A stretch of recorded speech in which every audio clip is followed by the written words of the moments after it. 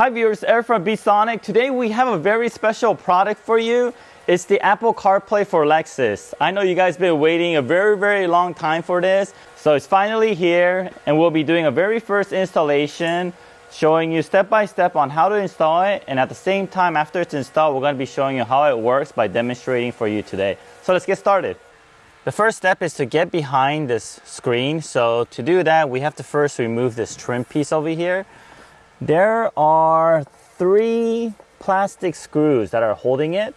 And while you're twisting it off by turning it counterclockwise, make sure you don't give any pressure. Instead, you have to be very light on it. Don't push up, because since these are plastic screws, if you turn while pressing up, it will actually push the screw back in. And after you remove that, gently push this down and you'll find the clips also fall down with it.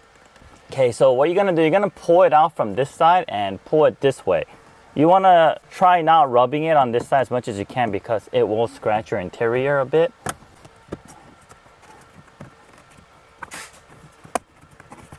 Okay, once you have that out, there's 4 10mm bolts that's holding it down. So let's use a 10mm socket wrench with extension and get those removed. All right, once all the screws are out, just lay any sort of towel right here and go ahead and gently push it back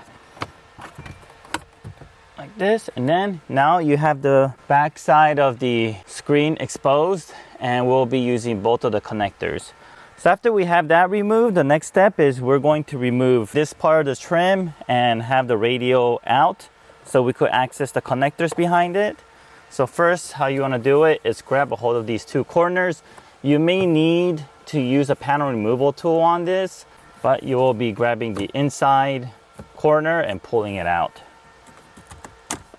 like that, and just undo the start button connector.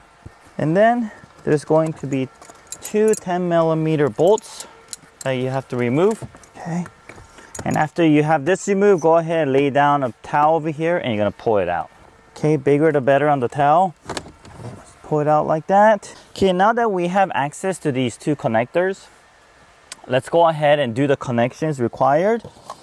So the actual production model is going to differ a bit. This is still a prototype that you're looking at over here. But for now, the connections should be the same. So the connectors that we're going to be focusing on is this piece over here, and behind the radio is going to be both of the connectors. So first, let's go ahead and disconnect this. Okay, there's a little tab here, push it up and remove it. You might need to use a panel removal tool for that. And then we have a plug and play daisy chained connector for both sides.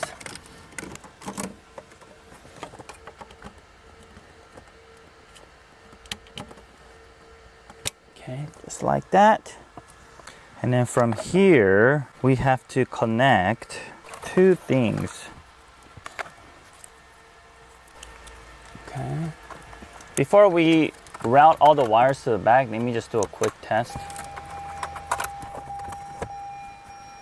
So after testing the device, and once we confirm that everything is working as it should, we went ahead and put everything back. The screen back, the radio back, that's reverse order, what we already showed you. We also installed this new mic here that's gonna be used with our Apple CarPlay and Android Auto interface. And we routed the wire from all the way up here, down this A-pillar bar, all the way down to the kick panel, and then under the driver's side dash area to behind the radio. And we went ahead and plugged everything. The space on this Lexus was a bit tight behind the radio, and we do have 2 interface modules that we had to install. So we went ahead and placed that behind the glove compartment area, as there was some space over there. And now that we have everything installed, let me do a demonstration for you guys to show you exactly how it works. So first, your factory Bluetooth is no longer going to be needed, because all the text messages, the phone calls, and even the player is going to go through this Apple CarPlay device. So go ahead and turn off the Bluetooth on your phone side. So once you have disconnected the Bluetooth to the vehicle, go to your source menu. So go to media and then go to source, and you will want to select AUX, auxiliary. And after you do that, go ahead and long press the home button on your controls. After you do the long home press, the screen will change to your Apple CarPlay or Android Auto mode automatically as long as your phone is connected to this device. So right now we have the Apple CarPlay device connected. So as you can see here, this is the Apple CarPlay screen that you may recognize. So this is all connected to your phone, and it's pulling all the data from your phone and displaying it on the screen. And what's really cool about Apple CarPlay is everything that you need to use while the vehicle is driving is over here. Just says phone. Who do you want to call? Music player, your map applications, and your text messages. Your Apple CarPlay device will actually read it to you.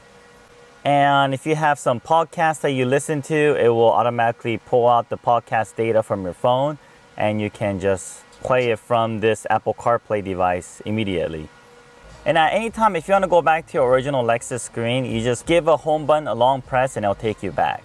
Another cool feature on this is if you ever want to change any of your climate control settings using the factory buttons, for example, if I press this temperature down, it does go down. And then until you stop pressing the button to find your desired climate control setting, and as long as you stop, it'll take you back to the Apple CarPlay device automatically. So you press that, and then just for a few seconds, it'll show it to you and it'll go back. Another cool function on this Apple CarPlay device is if you long hold press the menu button while you're in the Apple CarPlay mode, you can actually engage Siri. You can use menu button for Siri, home button to go in and out of Apple CarPlay mode, and the factory joystick to navigate through the Apple CarPlay interface. In addition to being able to use the factory joystick and mouse controls to navigate through this device, the picture quality on this is really good. We're using a GVIF input. Because of that, we're able to display really high definition pictures. Okay, now that I showed you all the Apple CarPlay features, let me jump into the Android Auto. So using the same USB input, and using just a standard USB to Type-C cable, your Android Auto will automatically load. Turn left on Beach Boulevard.